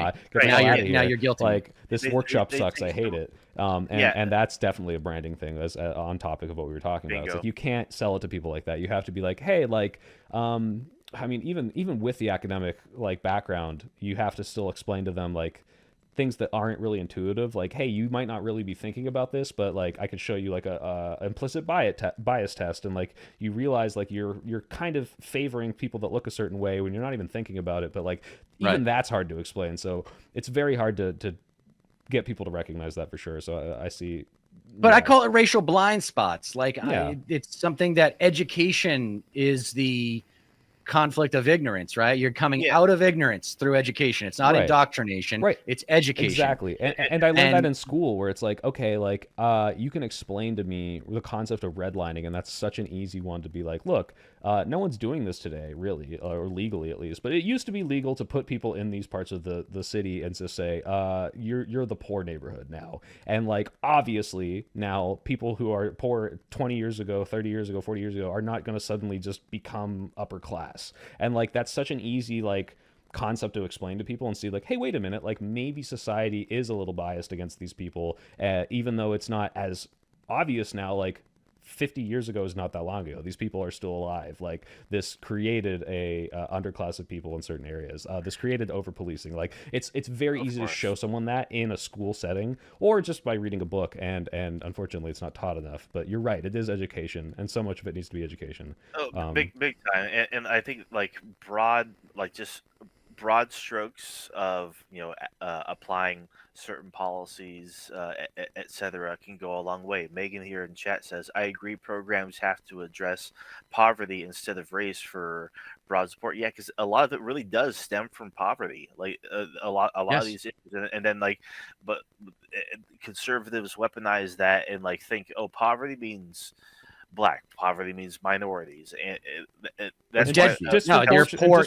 You're poor because you're lazy. That's what they say. Yeah, that's why I think like Democrats need to like just flip that on its head. It's like no, like this shouldn't be a racial thing at all. Like it shouldn't be the main focus. And like I totally agree with, because when you're centered around like identity and like you're making that the sole focus, you're going to lose a lot of people. It's like, well, poverty affects everybody. Everybody is susceptible to this. Yeah. Like you're not wrong to say that a minority population might be more affected or might disproportionately face that, but you can still help them. And just, it's weird to say not talk about it, but like just don't make that the focus, and suddenly more people are on board.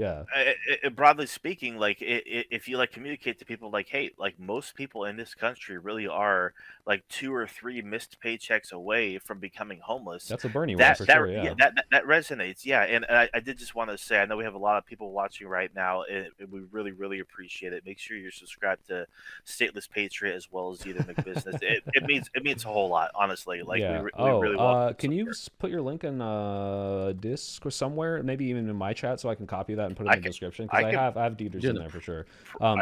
There's one more super chat while you do that, from Focus, $10. Thank you so much. It says this was back when we were talking about Israel, because I was saying it's not as important to most people. He said it does affect most Americans because all of our tax dollars are going over there. We are paying for a genocide instead of uplifting our communities. I would say that we're funding it. It matters that our tax dollars are going there. It is a very small amount compared to the amount of money we spend on Social Security, Medicare, our own military. And it's not as our own military. Like, it's not a zero-sum game, and I really don't like the narrative of, oh, why are we funding all this stuff? Why is all this U.S. aid going to all this stuff? And it's like, first of all, it increases our hegemonic power, it increases our interest, it gives us allies, and they give us stuff back. And maybe it's obviously going to be imbalanced. Like, we are the biggest one, we have the most money, but we get stuff out of this, and it's for America's interest. Like, we don't just do it for no reason. And you can be upset that your tax dollars are going to it, and that's something that if you don't like it, you can advocate against for it. But the idea that it's like, well, why should we fund Ukraine when our veterans are dying? It's like, well, we can do both of those things. Right. We can do both. We literally had a budget that made sense. Yeah. Exactly. So this was what we were saying a minute ago. When workers want their due, the media calls it laziness. When the rich are lazy, we call them socialites. Yeah. Well, I really like the narrative that people say. I don't know if this is kind of like demonizing welfare, but saying like, oh, it's welfare for the rich. It's tax cuts for the rich, or it's or like when people kind of like flip the Republican script around on the people that are. Well, they say, what is it? It's privatized profits, socialized losses. Mm-hmm. Yeah, which I think that's already too complicated for the average American, unfortunately. Even though it's very spot on, I think that's unfortunately. Most people don't even know what like privatization means, unfortunately. So it's like, so when the rich are losers, they're not really losers because the government takes care of them, something like that. Yeah, we can work on it. But there you go. We just stumbled onto a marketing issue. Yes. Right? Like, what's the actual communication? What's the zinger? What's the zinger? Yeah. Speaking of bad marketing, I don't know if you guys watched my conversation with JJ McCall on Monday. Probably not. But we talked about something which I have now named piss politics. And now I've backronymed it too. It's push and insist to stop spin, which is all reporters. When you have some bullshitting politician up there, do not ever move on in the interview until they answer your question. Like when you nail them down on the like, hey, do you think that Joe Biden won the 2020 election and JD Vance doesn't go on? Just don't let him talk anymore. Just keep asking him that until he keeps going. And that's piss politics, because it's like when your dog pisses on the floor and you shove their face into the piss. It's like, like you are going to own this. This is your fucking position, and I'm not going to let you talk about anything else. So. I am so tired of that. I'm tired of people not holding people to account and their feet to the fire, and I'm tired of the bad branding. But I think, there's a lot of work to be done of channeling this anger that you're talking about, that everyone's feeling. And I'm feeling it so much that I'm like, wow, like I want to stop what I'm doing at my job, which I actually think is a good job and does righteous work for, like, I work in like medical, and it's like, this is awesome, but I feel like this country's going to shit so fast. I want to be fighting this right now. That anger is there for me. I am angry, I'm mad, I'm scared, and we need some sort of outlet for that. So what's the specific change you want? Because for me, it's generational. Like, we need to get the baby boomer neoliberals out of leadership in the DNC. They've been in charge for 32 years. Well, we got David Hogg. He's VP, right? What do you think of David Hogg? Because he's I think young, he's a right? start. I think he's start, but I think it's going to be elder millennials, because I think Gen Xers are too capitalist, because they were outside of college by the time the tech boom happened, whereas millennials weren't. We didn't benefit from the tech boom. We got screwed over by the housing crisis. Yeah. I graduated, and then 2 years later, the housing crisis just killed any entrepreneurial ideas that I wanted. I had so many things that I wanted to do coming out of my management consulting job, because I had really great relationships with people with money. Yeah. And then they got hurt in the housing crisis. And so I didn't have any capital to start any of these really interesting ideas with. Yeah. Well, here so now, that hurt. So you persevered, definitely.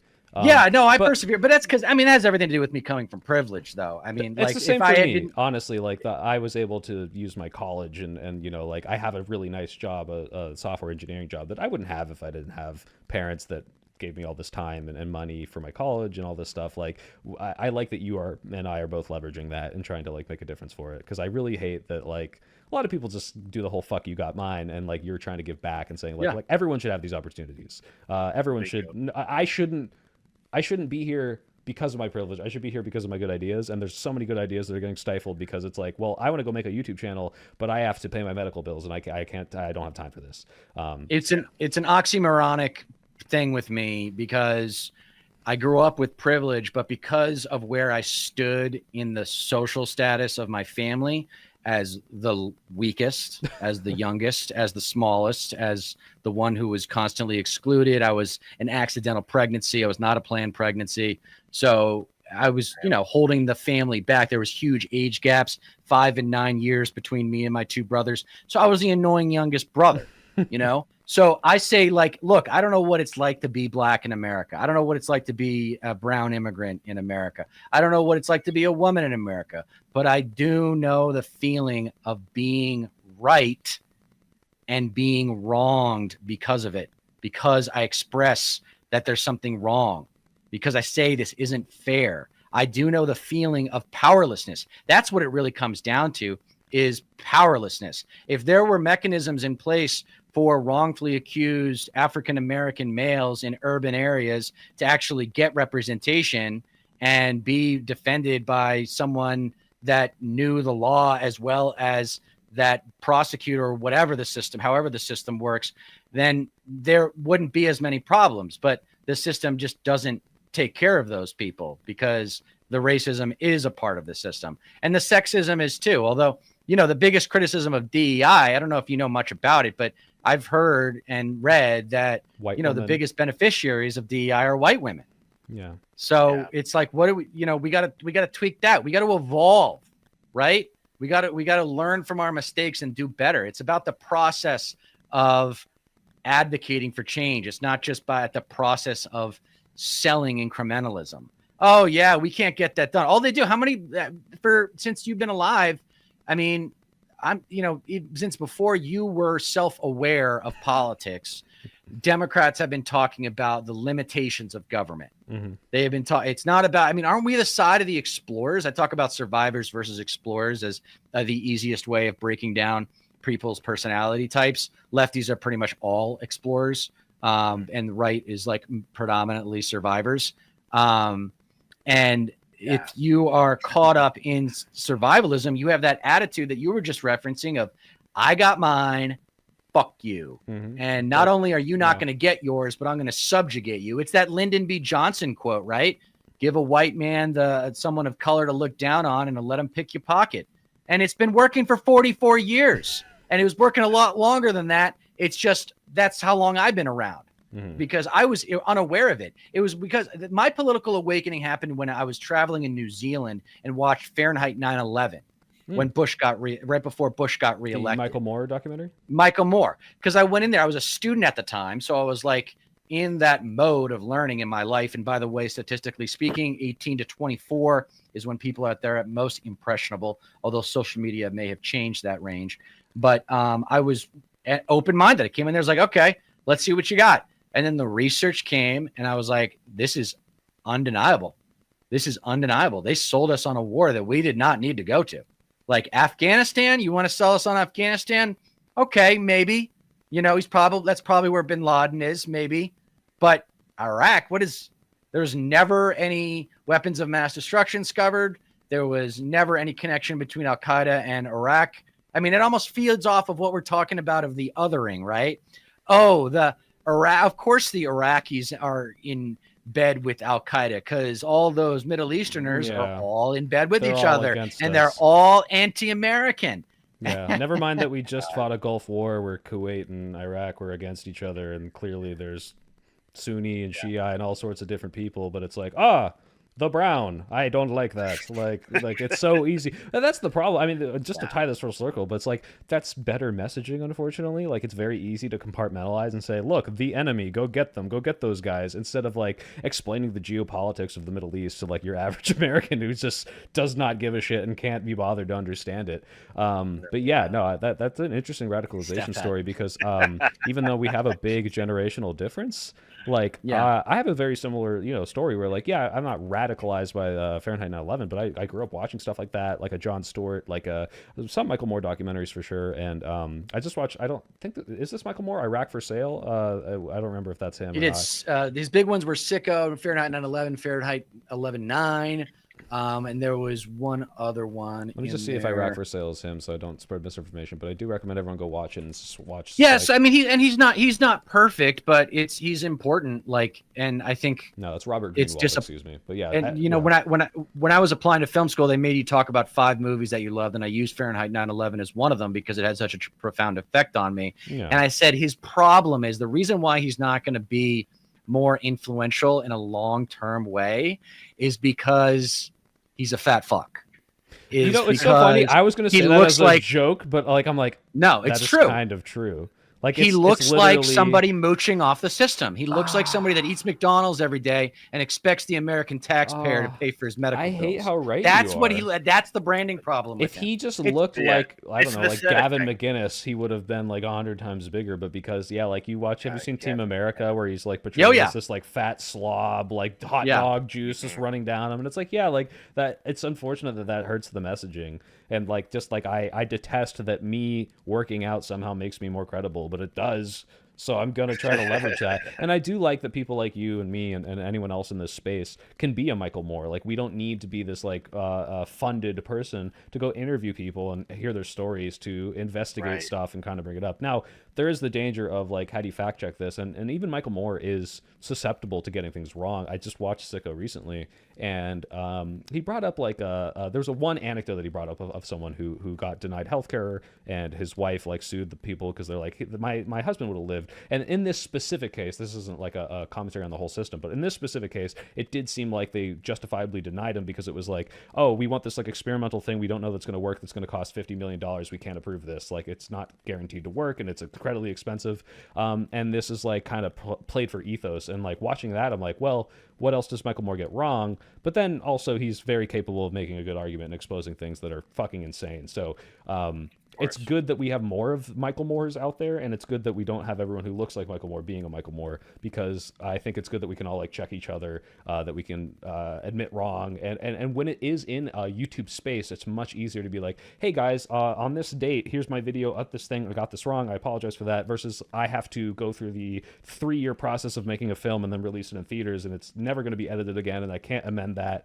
I think that I really enjoy how this space is evolving to do what you're saying and really not radicalize necessarily, but like educate people on what is happening and how to get them out of those I don't know, societal locks. What's the Andrew Tate thing? Break you out of the matrix? Like, like they just don't teach you everything, unfortunately. And I'm glad that happened to you, and I'm glad that. Well, we need to start using the word radical to describe the right, because they are radical and it's alliterative. So the radical right, the alt right, the white trash right. I've been giving everyone Trump nicknames, so I think that works pretty well. And name calling has its place. So this is we'll finish on. I have to go soon, but real quick, a super chatter $2 said exactly. So whatever you were saying, my chat loves it, and they wanted to pay money to agree with you. Yeah. Okay, that's awesome. I'm glad to hear that. I wish they give me money. Go get it. Oh, Stateless, did you send me your thing? Can I put that in the put it in the private chat, Stateless? In the private chat, yeah, or whatever, or that's the easiest way to get him something is the private chat. Okay, so Soy, yes, how do you think you beat the schoolyard bully? What's the method? It's a combination of, like I said, it's humiliation, and it's You have to have a rational backing, because what the big pitfall that I see is people try to play the humiliation game, but it's on something that's very flimsy if you look into it. Just an example off the top of my head, Ben Shapiro was doing one of those classic, oh, I'm going to own this college student, and that college student fights back and being like, oh, you can't get your wife wet, you're lame, and like the name calling, and not to defend Ben Shapiro, but like his dumb WAP commentary about getting his wife wet, like that was taken out of context. Like I don't think he said his wife can't be aroused. He's just being an idiot about the song. And so like it's like that didn't really resonate with people, versus you take that energy of humiliation and then you back it up with like you're saying, like these populist casting wide net messages. That is how you do it. You really do just have to humiliate these people, because that's what they listen to. It's this weird fascist politics game where it's like, well, my daddy looks bad now, I can't support him.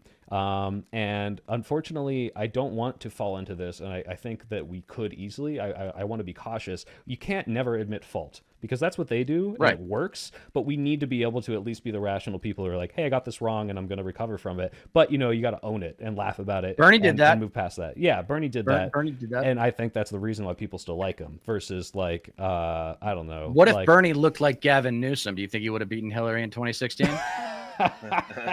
I don't think so. I don't think that would have changed it that much. I don't think it was his image. I think people loved the kind, giving, charitable old man thing. I did, at least. I do as well. I don't think that's what fucked him. I think a lot of people, the word socialist is poison in American politics. And no matter how that was for him, I think partly a branding problem, where it's like, look, people aren't going to buy this. I know a lot of people who are good faith, legitimate people who just heard that, like they were either Cuban, like former Cubans who got away from Castro, people who just grew up in the 80s during the Red Scare, and they're like, socialist, that's bad. And it just ended there. It didn't matter how much I explained it. It didn't matter how much I said, hey, Medicare for all, XYZ. It was too radical, even if his policies themselves weren't that crazy. And I think that was just a branding thing. And I think AOC is shaping up to be something where it's like, look, I still have all these messages, but I'm not branding them the exact same way. Everything's a branding problem now, and we just need to be better at it. And also bullying people. I love nicknames. Those are great. Trump, if we take anything from Trump, it's like absolutely like shit on these people, call them weird. Not the Trump supporter that you're talking to, right? Because that's against the ethos of my video. I don't think that works in convincing someone, but these people aren't there to be convinced. These people are there to pontificate. They're there to spread horrible, awful lies. They're there to make everyone else's life worse, and you can shove them into the dirt and grind them into the dust. Like they're worthless. They suck. Like, do not. So the social strategy. So the social strategy of like separation, right? Like divide and conquer. I would pitch it as you're either with the Confederate flag waving, Bible beating gun nuts, or you're with America, right? Like divisive politics. The left needs to figure out the politics of division, because they work now. And I also think that, like I was saying, they have empowered this guy, or tried to 3 times. They did twice. And we're about to go through, we are in the middle of hell. And the only way out of hell is through hell. You don't go back up the way you came. You go through hell and come out a different way. So that's what these next 2 to 4 years are going to be like. And I invoke the alcoholic's definition of insanity, of doing the same thing over and over again and expecting a different result. But the schoolyard bully, it's interesting how intellectual your response was to my question about the schoolyard bully, because I think I talk about it at the end of one of the videos.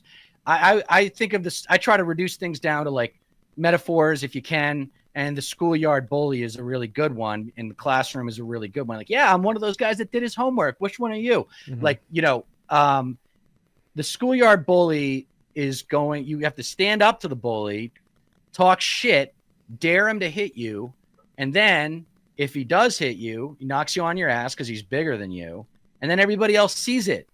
You got to take the hit. You got to be willing to take the shots. And I think a reason why a lot of Democrats or lefties who want to be kind or lead with the politics of joy, like Kamala did, they're reluctant to call. Right. There's nothing wrong with hating evil. And there's like, there's, what was I going to say? Oh, shit. I don't know. Stat Pat, go. You have something to say. The politics of joy, like the obsession with, when we fight, we win, like, but not actually put up a fight.